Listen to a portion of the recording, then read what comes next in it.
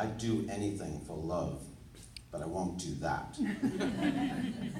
It's a great Meatloaf song, but it's a song that I feel a lot of my life I've lived up to.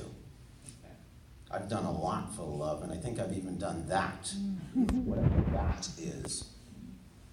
24 years ago, last month, I was literally skating on thin ice, Lake Cochituate in Framingham. I can hear the expansion cracks on that ice now. They were metaphorical cracks to me. I was filled with dread, anxiety, fear, doubt. My girlfriend, or maybe she was my ex-girlfriend, I didn't know, hadn't returned my calls for days. I was skating on thin ice, and I may have really been skating on thin ice. What was I going to do? Either later that day or a few days later, I can't remember, it was 24 years ago, I went to the florist, bought some flowers, fashioned a wedding ring out of tin foil, which I still have to this day in a folder because I looked it up and found it recently up in the attic. I drove to her house fast and furiously from Framingham to Sudbury, to no avail. It was too little, too late. It was an empty gesture. We had met a year or two or so ago. We were in love, head over heels in love. We did everything together, went to the movies, went to eat Chinese food, danced together, held hands, rode bikes together. But there was a big obstacle in my way. She had been married. She was divorced. She was Jewish. I was Christian. She had 2 kids. I had never been married, did not have kids. Lived in Framingham. She lived in Sudbury, but that was the suburbs. Framingham, at least it is now, was kind of city-like. It is a city now. So we were different people in certain regards, but we were in love. We had that spark. And I told you I would do anything for love. And I told you I would even do that. I think I did do that many times over. During the next 4 months after that day I was skating on thin ice, I sent her cards and letters and poems. I called her. I rode my bike one day all the way to her house just to hang around outside. I don't blame her. I wouldn't have blamed her if she called the police and said somebody's stalking me. But there were glimmers of hope. That's why she didn't call the police. She was occasionally talking to me on the phone. She was still telling me she loved me. So that kept me going. And so did my twice weekly trips to the therapist. My therapist's name was Barbara. Why are you here? To talk about Barbara. I'm Barbara. No, another Barbara. Tell me about Barbara. Barbara should be here. This is like couples therapy, but you're single, Bob. But I don't want to be single, Barbara. I want to be double. I want Barbara. I'm Barbara. No, the other Barbara. Twice a week for 4 months. But it kept me going. And so did the fish, the guppies and the goldfish that I bought.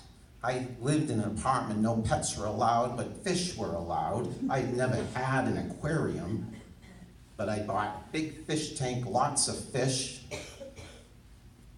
The bubbles were supposed to help me sleep at night because I wasn't sleeping very well. I was very depressed.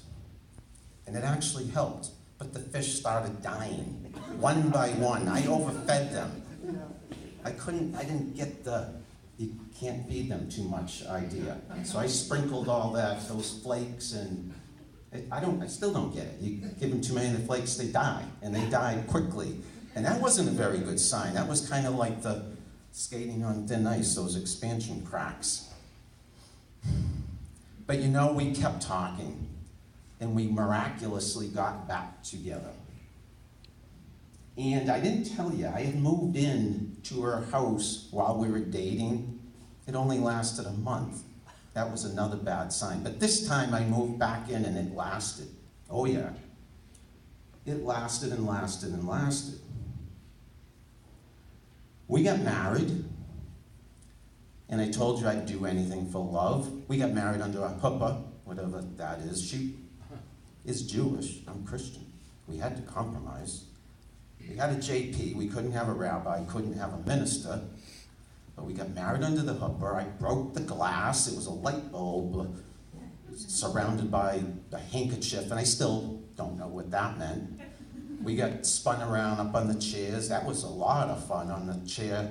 The chairs, the 2 chairs, that's a Jewish tradition. It was a lot of fun. It was thrilling. We have pictures. I still don't know what that meant. But I went along with all of that. Interfaith marriage. 2 stepchildren right away. I had no idea that down the road I'd be wearing a yarmulke. And down the road, at least our first couple Christmases, I would celebrate Christmas without a Christmas tree or just a 6-inch Christmas tree until she got used to the holiday and embraced it. And now, yes, now, because we, of course, are still married, and she might just be right here in the audience. Now, she's the Martha Stewart of the neighborhood, and we have Christmas lights all around our house and big Christmas trees, but we also have menorahs, and sometimes we go to the temple, and sometimes we go to the church. I would do anything for love. The day after our wedding, first day of being married, after our first honeymoon night, Holiday Inn Crown Plaza in Natick on Route 9. Jeez. We wake up, yeah, we went big time. We wake up, we drive west, down Route 9.